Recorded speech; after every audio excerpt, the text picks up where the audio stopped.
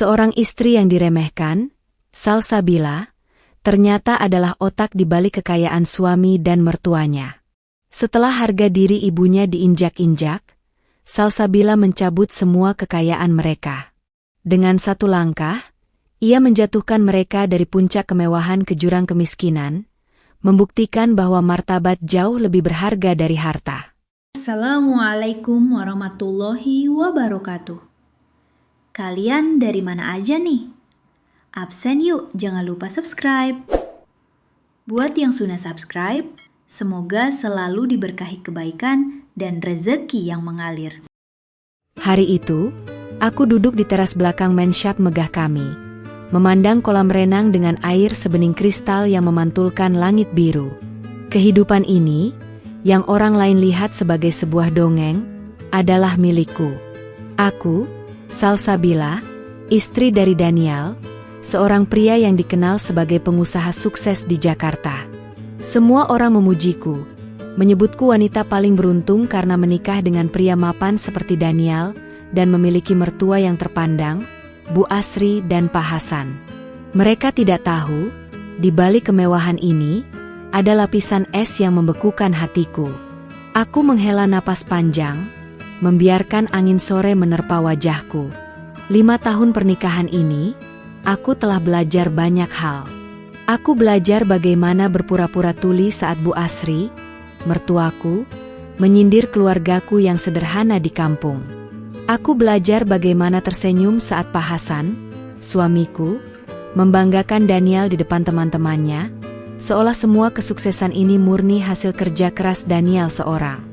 Mereka tidak pernah tahu, pondasi kekayaan keluarga ini sebenarnya dibangun di atas keringatku sendiri. Aku masih ingat jelas saat pertama kali bertemu Daniel. Dia adalah pria yang ambisius, tapi tidak memiliki modal. Saat itu, aku sudah memulai bisnis online kecil-kecilan yang diam-diam tumbuh pesat. Aku menyembunyikan identitasku, menggunakan nama samaran di dunia maya, agar tidak ada yang tahu siapa sosok di balik kesuksesan itu. Ketika Daniel datang dengan proposal bisnisnya, aku melihat potensi pada dirinya. Aku memberikan modal, mengelola semua keuangan, dan menjadi otak di balik setiap ide yang ia presentasikan. Daniel hanya bertugas sebagai wajah perusahaan. Dia yang bernegosiasi, dia yang bertemu klien, dia yang mendapatkan semua pujian. Aku, di sisi lain, memilih berada di balik layar. Bukan karena aku ingin bersembunyi, tapi karena aku ingin melihat sejauh mana ketulusan Daniel. Aku ingin tahu apakah dia mencintaiku apa adanya, bukan karena kekayaan yang aku miliki.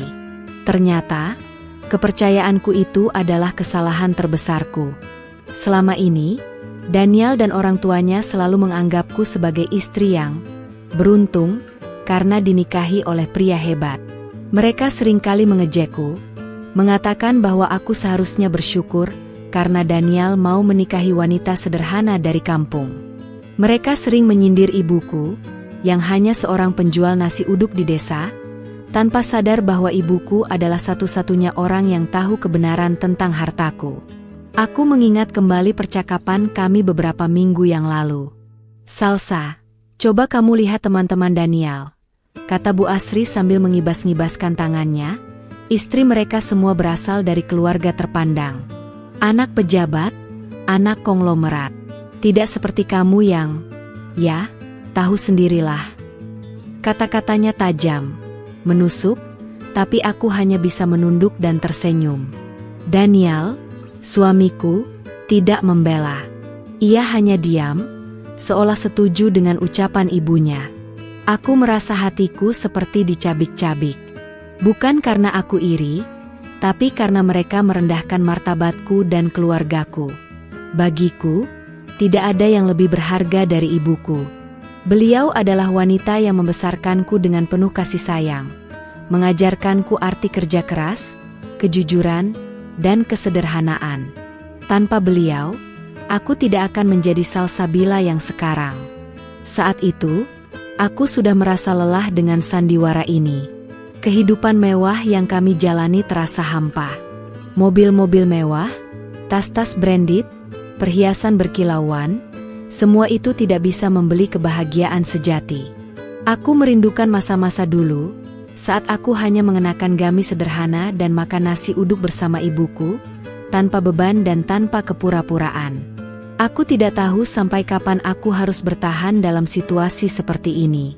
Aku terlalu mencintai Danial, atau setidaknya, aku pikir aku mencintainya.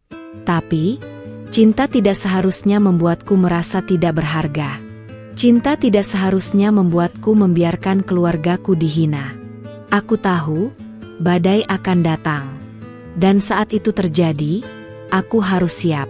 Aku menarik napas dalam-dalam, mencoba menenangkan gejolak di dalam dadaku. Aku harus kuat. Bukan hanya untuk diriku sendiri, tapi juga untuk ibuku. Ibuku adalah segalanya bagiku. Danial dan keluarganya tidak akan pernah mengerti hal itu. Karena bagi mereka, uang adalah segalanya. Aku berjanji pada diriku sendiri, jika suatu hari mereka berani menyentuh harga diri ibuku, aku tidak akan diam. Aku akan menunjukkan pada mereka bahwa kemewahan yang mereka nikmati selama ini bukanlah milik mereka, melainkan milikku. Hanya aku yang tahu rahasia di balik semua ini. Aku adalah pemilik asli dari perusahaan yang membuat Danial kaya raya. Aku adalah sosok yang membiayai semua kehidupan mewah mereka. Dan aku memiliki kekuatan untuk mengambil kembali semuanya. Tinggal menunggu waktu yang tepat. Tinggal menunggu satu kesalahan fatal dari mereka. Dan aku yakin, waktu itu akan segera datang. Aku bangkit dari kursi, melangkah kembali ke dalam rumah.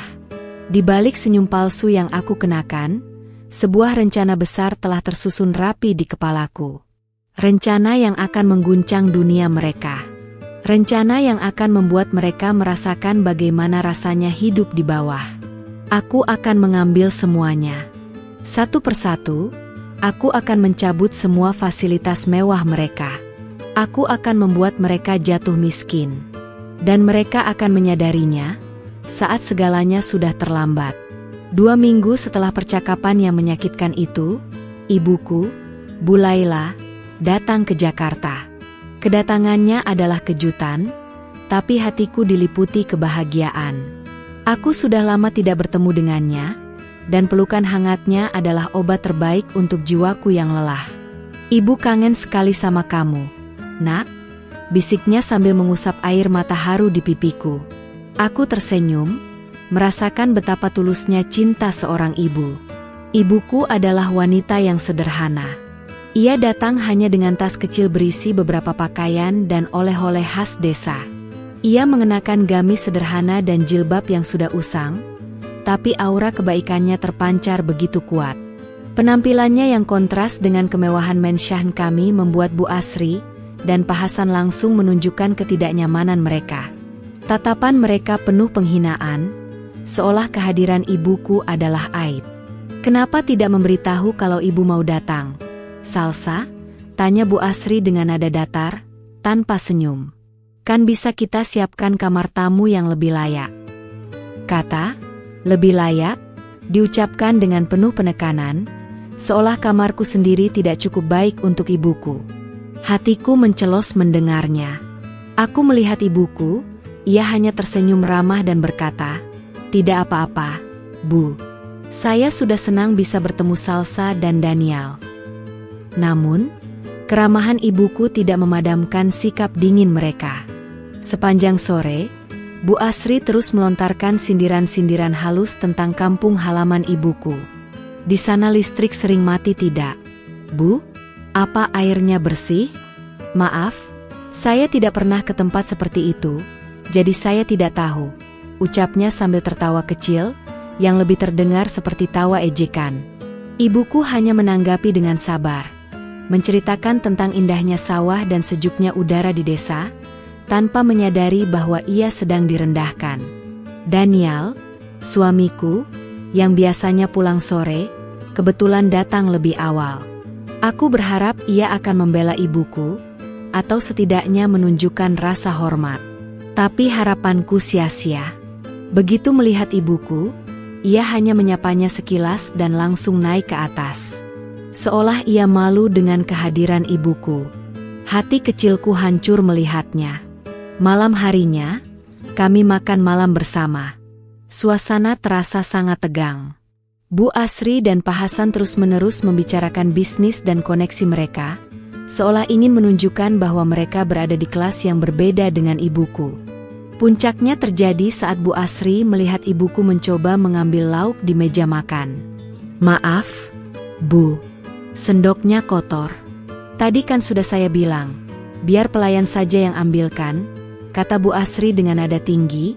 "Di sini, kita tidak terbiasa mengambil makanan sendiri dari panci. Terlalu kampungan, Bu." Kata-kata itu menusuk, bukan hanya ke telingaku, tapi juga langsung ke jantungku. Aku melihat ibuku terdiam, wajahnya memerah menahan malu. Daniel, yang duduk di sampingku, hanya mengulum senyum. Ia tidak mengatakan apa-apa. Ia membiarkan ibuku dihina di depan matanya. Rasa sakit yang kurasakan tidak bisa dijelaskan dengan kata-kata. Aku ingin berteriak, membela ibuku.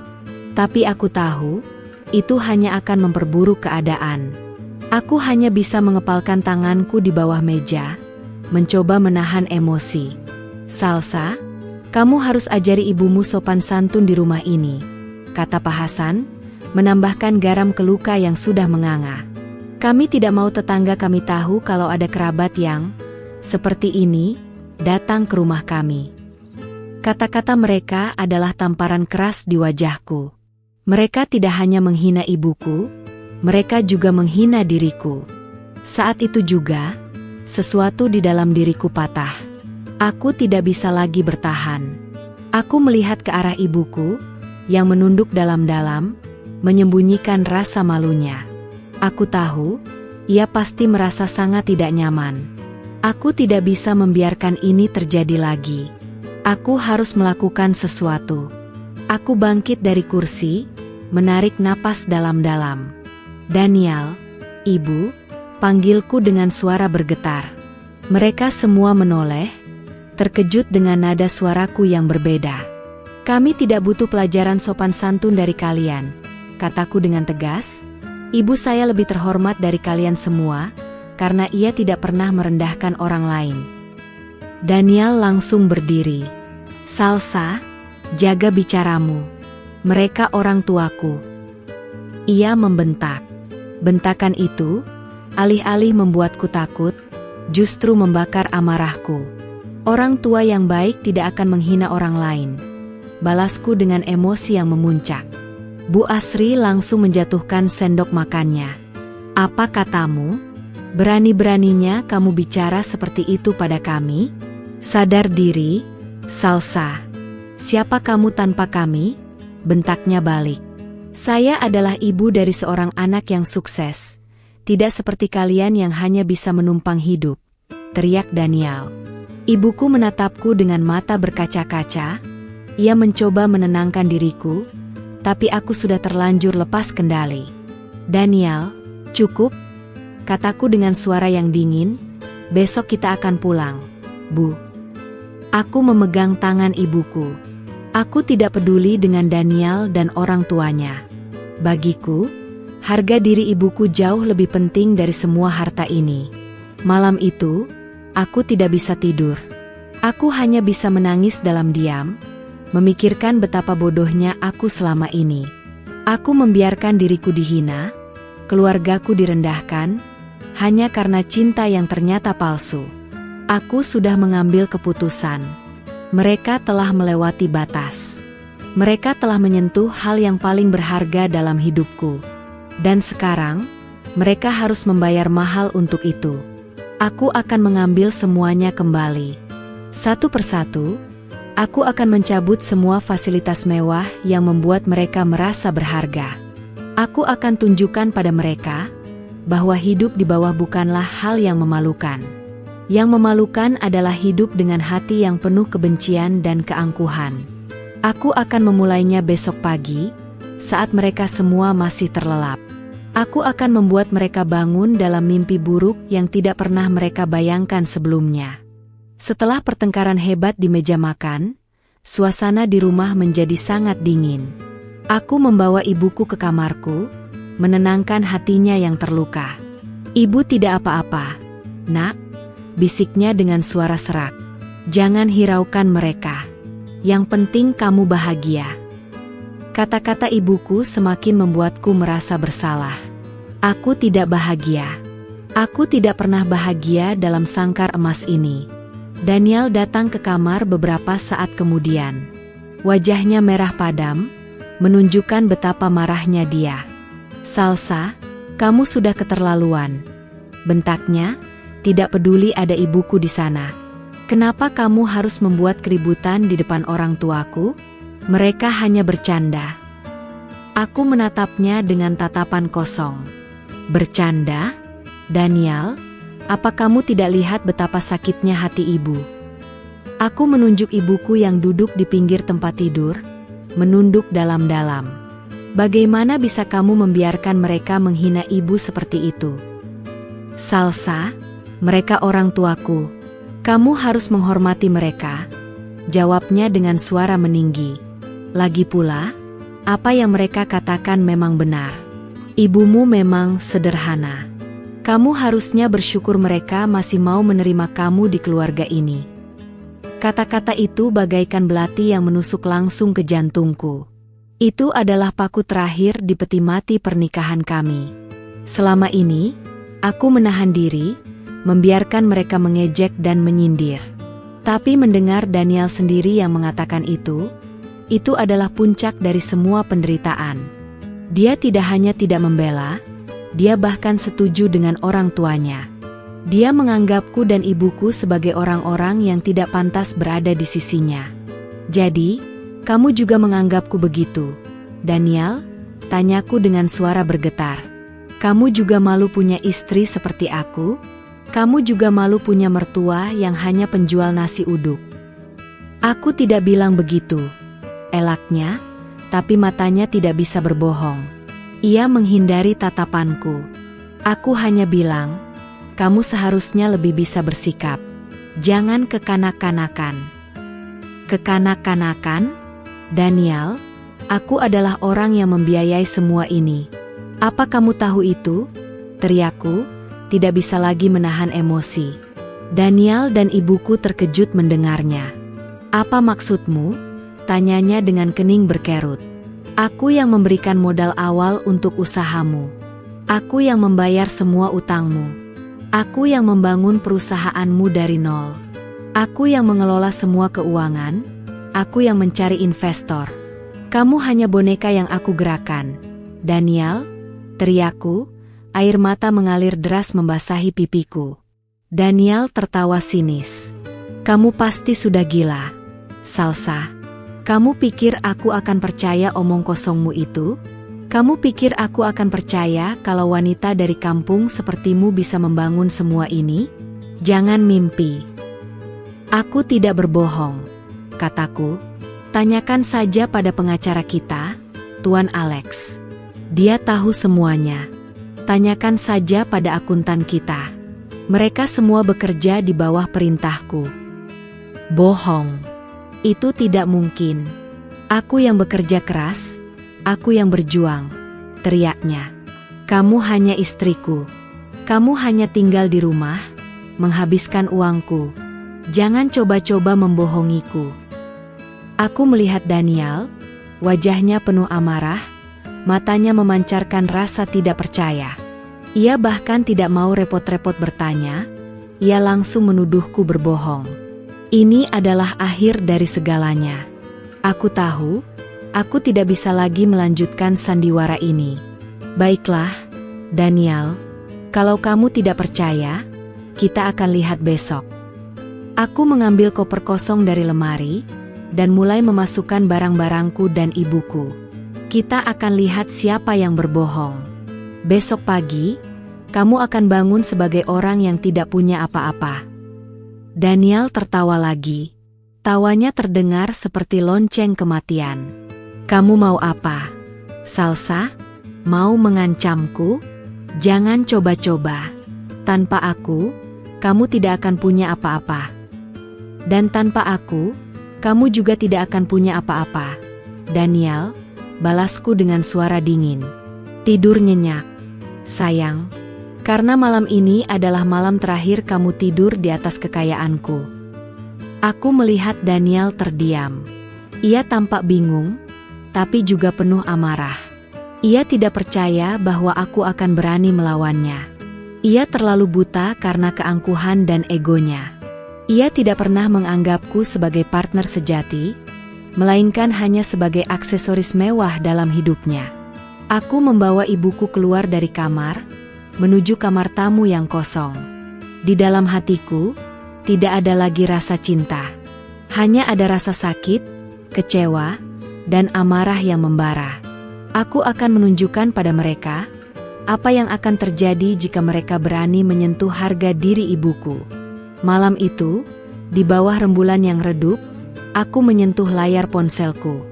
Jari-jariku menari di atas keyboard, mengirimkan beberapa pesan penting.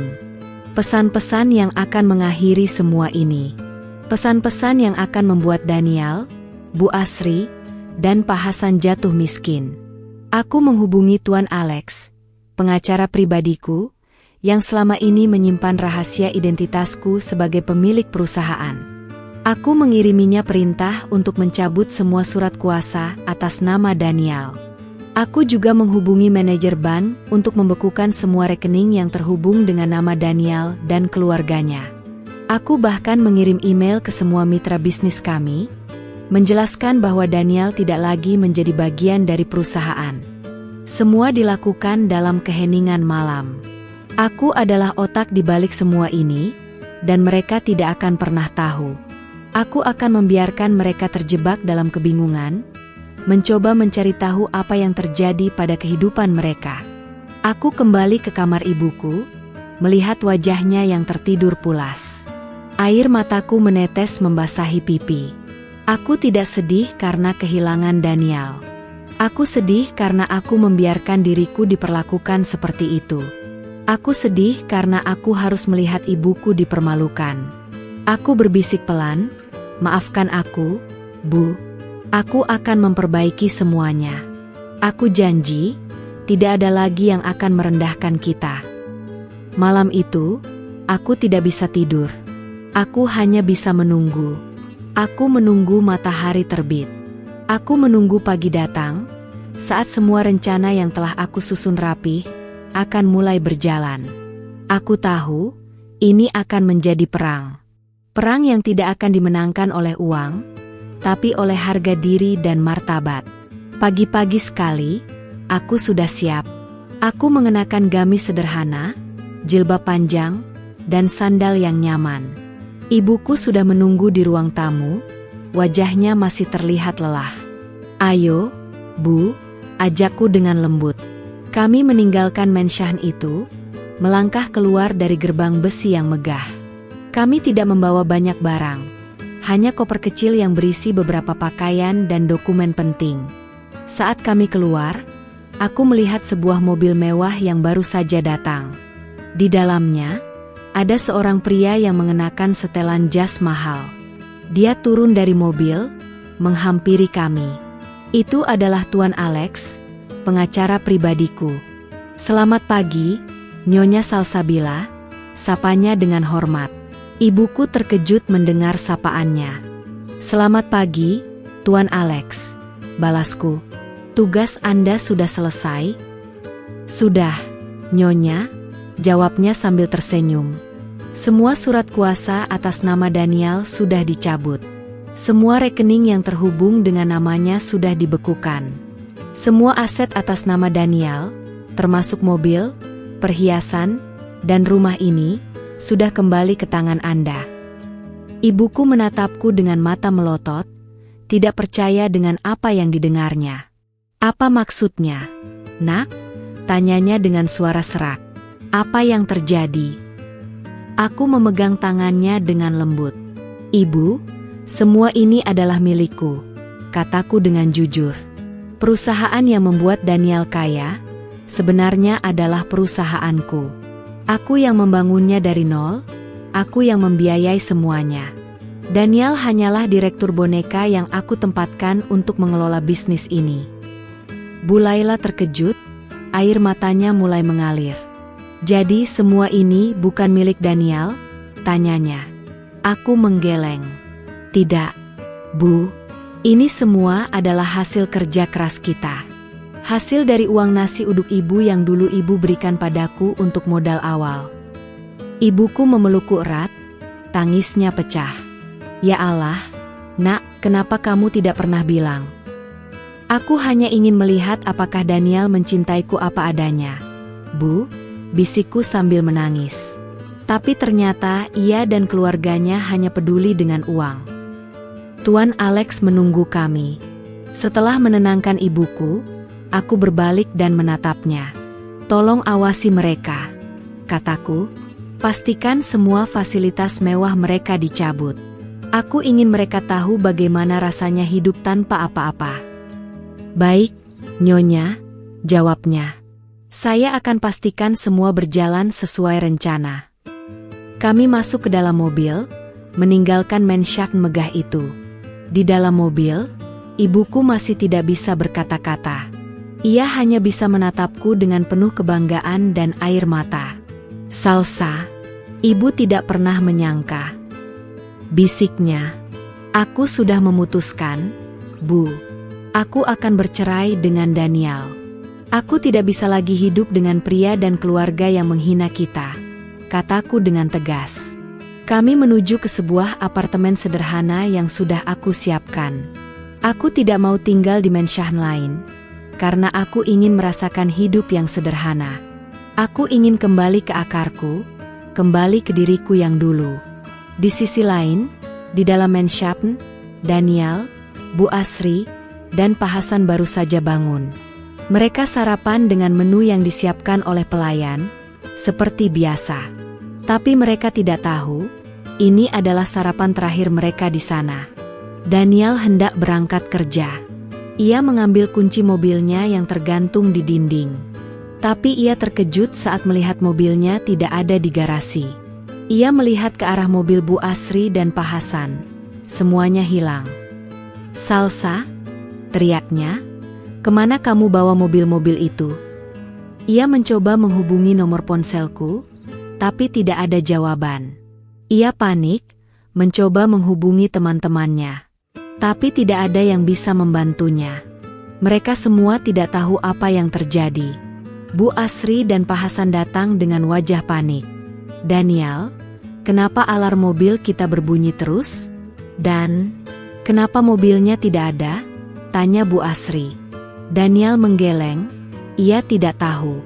Tiba-tiba, seorang pria berjas hitam datang. Itu adalah perwakilan dari Tuan Alex. Selamat pagi, Tuan dan Nyonya, sapanya. Kami datang untuk mengambil alih rumah ini. Ini adalah milik Nyonya Salsabila. Danial, surat kuasa atas nama Anda sudah dicabut. Anda tidak lagi menjadi direktur perusahaan. Danial, Bu Asri, dan Pak Hasan terkejut. Mereka tidak percaya apa yang mereka dengar. Mereka pikir ini adalah lelucon. Tapi ketika pria itu menunjukkan dokumen-dokumen resmi, mereka mulai panik. Salsa, kamu yang melakukan ini? Tanya Danial dengan suara bergetar. Kenapa kamu melakukan ini? Pria itu hanya tersenyum. Ini adalah perintah Nyonya Salsabila, Tuan. Anda tidak perlu tahu alasannya.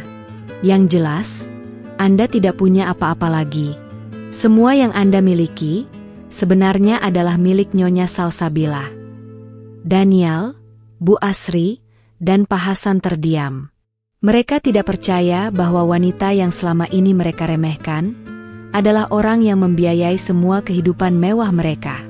Mereka tidak menyangka, di balik jilbab sederhanaku, ada otak jenius yang berhasil menipu mereka.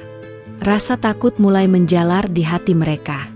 Mereka tidak tahu apa yang harus mereka lakukan. Semua fasilitas mewah yang mereka nikmati, tiba-tiba lenyap begitu saja. Mereka benar-benar tidak punya apa-apa lagi. Aku melihat mereka dari jauh, dari layar ponselku. Tuan Alex mengirimi aku video saat mereka diusir dari rumah. Aku melihat mereka berdiri di depan gerbang, dengan wajah bingung dan panik.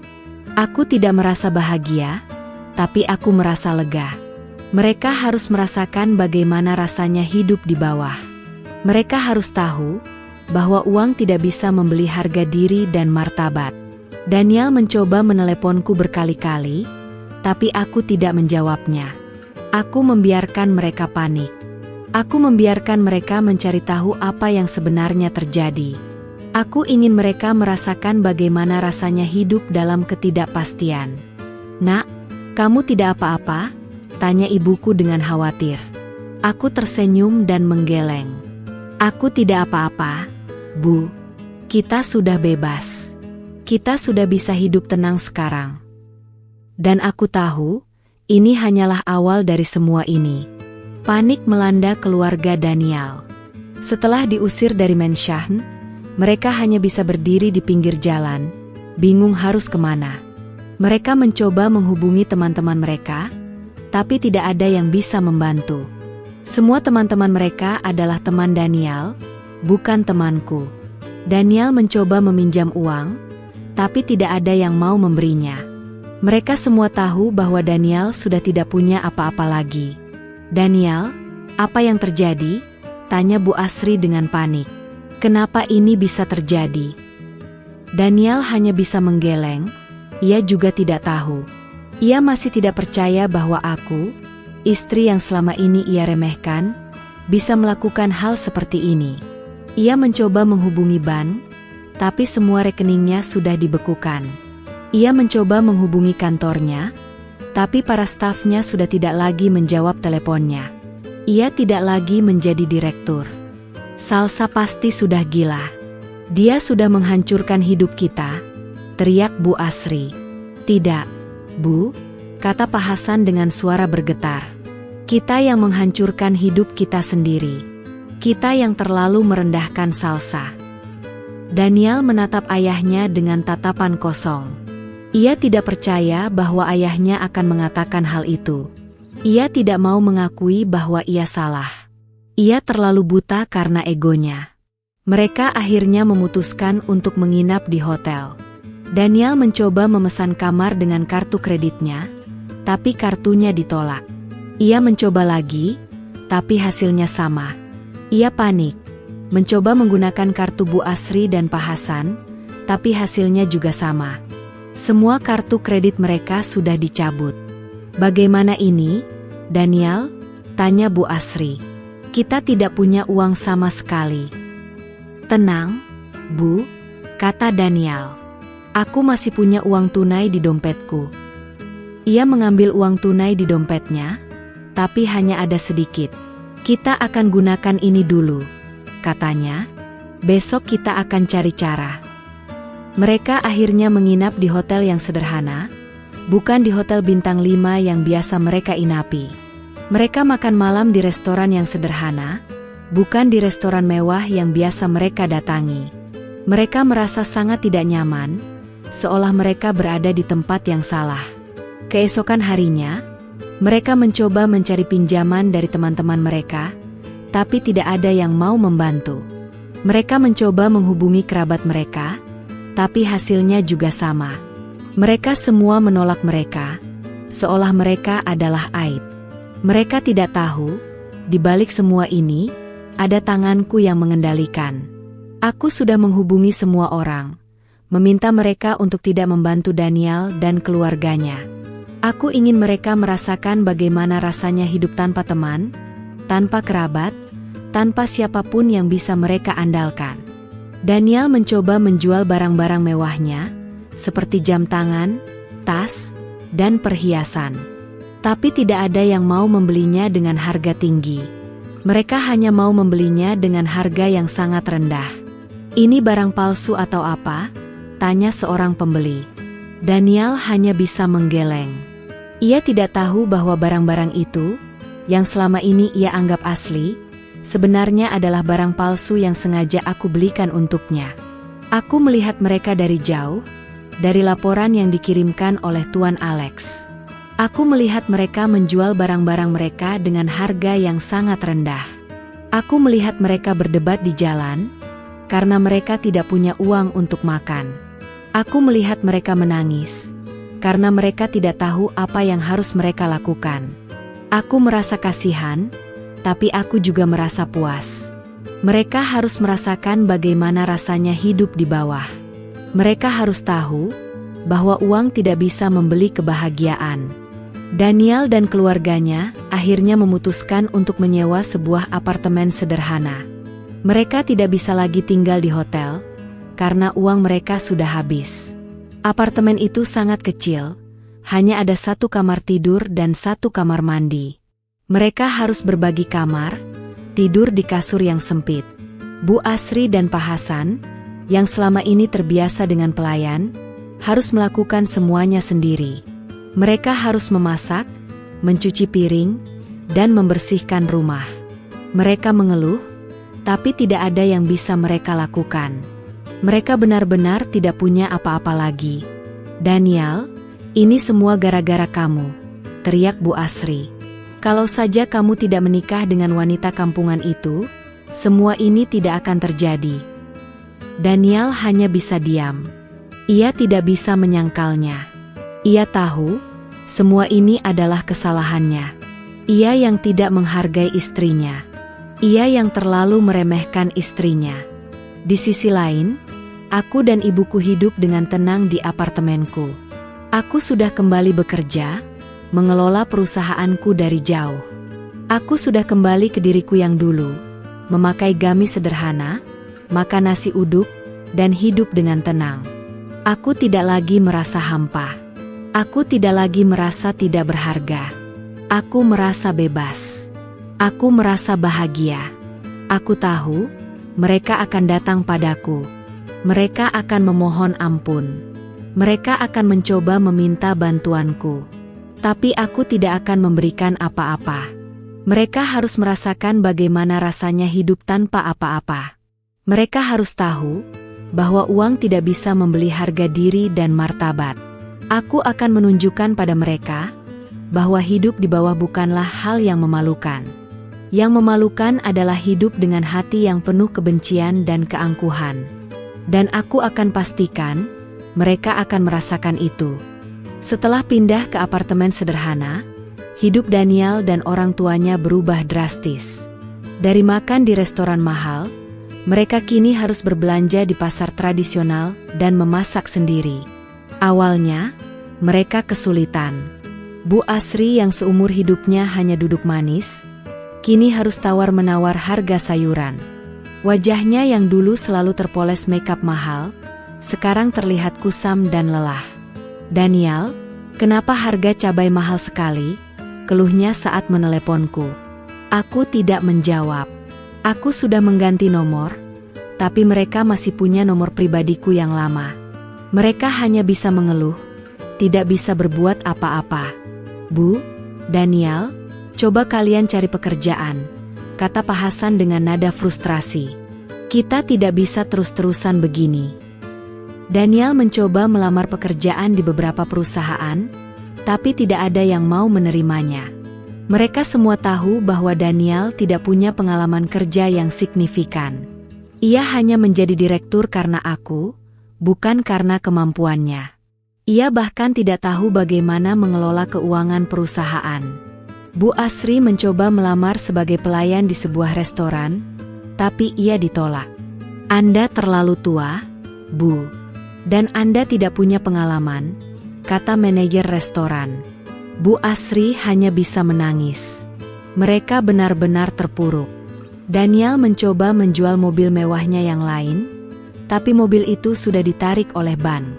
Ia mencoba menjual perhiasan Bu Asri, tapi perhiasan itu juga sudah ditarik oleh ban. Mereka tidak punya apa-apa lagi. Aku melihat mereka dari jauh, dari laporan yang dikirimkan oleh Tuan Alex. Aku melihat mereka menjual barang-barang mereka di pinggir jalan, dengan harga yang sangat rendah. Aku melihat mereka berdebat di jalan, karena mereka tidak punya uang untuk makan. Aku melihat mereka menangis, karena mereka tidak tahu apa yang harus mereka lakukan. Aku merasa kasihan, tapi aku juga merasa puas. Mereka harus merasakan bagaimana rasanya hidup di bawah. Mereka harus tahu bahwa uang tidak bisa membeli kebahagiaan. Di sisi lain, aku dan ibuku hidup dengan tenang di apartemenku. Aku sudah kembali bekerja, mengelola perusahaanku dari jauh. Aku sudah kembali ke diriku yang dulu, memakai gamis sederhana, makan nasi uduk, dan hidup dengan tenang. Aku tidak lagi merasa hampa. Aku tidak lagi merasa tidak berharga. Aku merasa bebas. Aku merasa bahagia. Aku tahu mereka akan datang padaku. Mereka akan memohon ampun. Mereka akan mencoba meminta bantuanku. Tapi aku tidak akan memberikan apa-apa. Mereka harus merasakan bagaimana rasanya hidup tanpa apa-apa. Mereka harus tahu bahwa uang tidak bisa membeli harga diri dan martabat. Aku akan menunjukkan pada mereka bahwa hidup di bawah bukanlah hal yang memalukan. Yang memalukan adalah hidup dengan hati yang penuh kebencian dan keangkuhan. Dan aku akan pastikan mereka akan merasakan itu. Setelah beberapa minggu hidup dalam kesulitan, Daniel dan orang tuanya mulai putus asa. Mereka mencoba menghubungi teman-teman mereka lagi, tapi tidak ada yang mau mengangkat telepon mereka. Mereka mencoba datang ke rumah teman-teman mereka, tapi pintu-pintu mereka tertutup. Mereka tidak tahu, di balik semua ini, ada tanganku yang mengendalikan. Aku sudah menghubungi semua orang, meminta mereka untuk tidak membantu Daniel dan keluarganya. Aku ingin mereka merasakan bagaimana rasanya hidup tanpa teman, tanpa kerabat, tanpa siapapun yang bisa mereka andalkan. Daniel, kenapa tidak ada yang mau membantu kita? Tanya Bu Asri dengan suara serak. Kita tidak punya siapa-siapa lagi. Daniel hanya bisa menggeleng. Ia tidak tahu. Ia masih tidak percaya bahwa aku, istri yang selama ini ia remehkan, bisa melakukan hal seperti ini. Ia mencoba menghubungi bank, tapi semua rekeningnya sudah dibekukan. Ia mencoba menghubungi kantornya, tapi para stafnya sudah tidak lagi menjawab teleponnya. Ia tidak lagi menjadi direktur. Mereka benar-benar terpuruk. Mereka tidak punya apa-apa lagi. Mereka harus menjual perhiasan Bu Asri, tapi perhiasan itu juga sudah ditarik oleh bank. Mereka tidak punya apa-apa lagi. Aku melihat mereka dari jauh, dari laporan yang dikirimkan oleh Tuan Alex. Aku melihat mereka menjual barang-barang mereka di pinggir jalan, dengan harga yang sangat rendah. Aku melihat mereka berdebat di jalan, karena mereka tidak punya uang untuk makan. Aku melihat mereka menangis, karena mereka tidak tahu apa yang harus mereka lakukan. Aku merasa kasihan, tapi aku juga merasa puas. Mereka harus merasakan bagaimana rasanya hidup di bawah. Mereka harus tahu bahwa uang tidak bisa membeli kebahagiaan.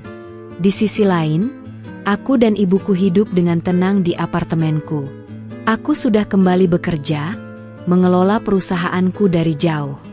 Aku sudah kembali ke diriku yang dulu, memakai gamis sederhana, makan nasi uduk, dan hidup dengan tenang. Aku tidak lagi merasa hampa. Aku tidak lagi merasa tidak berharga. Aku merasa bebas. Aku merasa bahagia. Aku tahu mereka akan datang padaku. Mereka akan memohon ampun. Mereka akan mencoba meminta bantuanku. Tapi aku tidak akan memberikan apa-apa. Mereka harus merasakan bagaimana rasanya hidup tanpa apa-apa. Mereka harus tahu bahwa uang tidak bisa membeli harga diri dan martabat. Aku akan menunjukkan pada mereka bahwa hidup di bawah bukanlah hal yang memalukan. Yang memalukan adalah hidup dengan hati yang penuh kebencian dan keangkuhan. Dan aku akan pastikan mereka akan merasakan itu.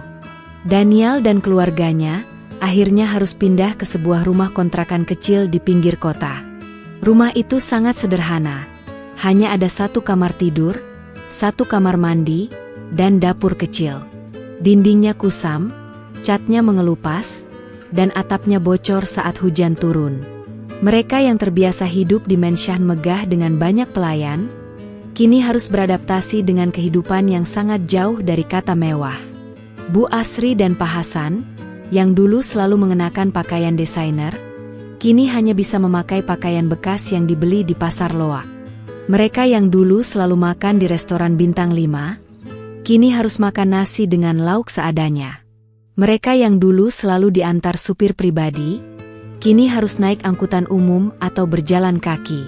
Setiap hari, mereka harus berjuang. Mereka harus mencari pekerjaan, tapi tidak ada yang mau menerima mereka.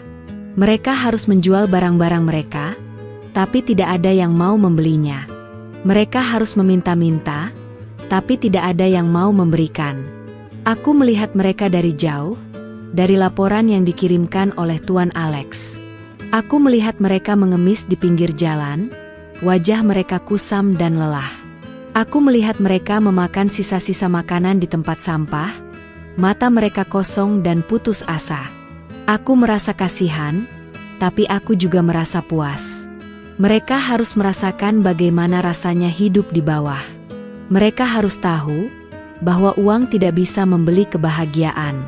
Di sisi lain, aku dan ibuku hidup dengan tenang di apartemenku. Aku sudah kembali bekerja, mengelola perusahaanku dari jauh. Aku sudah kembali ke diriku yang dulu, memakai gamis sederhana, makan nasi uduk, dan hidup dengan tenang. Aku tidak lagi merasa hampa. Aku tidak lagi merasa tidak berharga. Aku merasa bebas. Aku merasa bahagia. Aku tahu mereka akan datang padaku. Mereka akan memohon ampun. Mereka akan mencoba meminta bantuanku. Tapi aku tidak akan memberikan apa-apa. Mereka harus merasakan bagaimana rasanya hidup tanpa apa-apa. Mereka harus tahu bahwa uang tidak bisa membeli harga diri dan martabat. Aku akan menunjukkan pada mereka bahwa hidup di bawah bukanlah hal yang memalukan. Yang memalukan adalah hidup dengan hati yang penuh kebencian dan keangkuhan. Dan aku akan pastikan mereka akan merasakan itu. Setelah berbulan-bulan hidup dalam kemiskinan, Daniel dan keluarganya akhirnya menyerah. Mereka tidak bisa lagi bertahan. Mereka mencoba menghubungi nomor ponselku, tapi tidak ada jawaban. Mereka mencoba mencari alamat apartemenku, tapi tidak ada yang tahu. Mereka putus asa, tidak tahu harus berbuat apa. Suatu hari, aku sedang berjalan-jalan di sebuah pusat perbelanjaan, dan aku melihat Daniel, Bu Asri, dan Pak Hasan. Mereka terlihat sangat berbeda. Pakaian mereka lusuh, wajah mereka kusam, dan mata mereka kosong. Mereka duduk di bangku taman, makan roti yang mereka beli dari sisa-sisa uang mereka. Aku melihat mereka, dan aku merasa kasihan. Aku tahu, mereka sudah menderita. Aku tahu, mereka sudah menyesal. Tapi aku tidak akan memaafkan mereka. Mereka telah menghina ibuku. Mereka telah merendahkan martabatku. Aku tidak akan membiarkan mereka kembali ke hidupku. Daniel melihatku. Ia terkejut, matanya membelalak. Ia langsung bangkit, berlari ke arahku. "Salsa, Salsa," teriaknya, "maafkan aku, Salsa, maafkan aku." Aku menatapnya dengan tatapan kosong. "Apa yang kamu mau, Daniel?" tanyaku. "Maafkan aku, Salsa," katanya, menangis. "Aku salah. Aku salah. Aku tidak seharusnya menghina ibumu. Aku tidak seharusnya meremehkanmu. Maafkan aku, Salsa. Kembalilah padaku. Aku janji, aku akan berubah." Bu Asri dan Pak Hasan juga datang, menangis. "Maafkan kami, Salsa," kata Bu Asri. Kami tidak tahu kalau kamu yang..." "Maafkan kami, Salsa. Tolong kembalilah. Tolong bantu kami." Aku menatap mereka, dan aku merasa jijik. Mereka hanya datang padaku karena mereka tidak punya apa-apa lagi. Mereka hanya datang padaku karena mereka butuh uangku. Mereka tidak benar-benar menyesal. Mereka hanya menyesali kemiskinan mereka. "Aku tidak bisa memaafkan kalian," kataku dengan tegas. "Kalian telah menghina ibuku. Kalian telah merendahkan martabatku. Aku tidak bisa melupakan itu. Aku tidak bisa kembali pada kalian." Daniel, Bu Asri, dan Pak Hasan terkejut.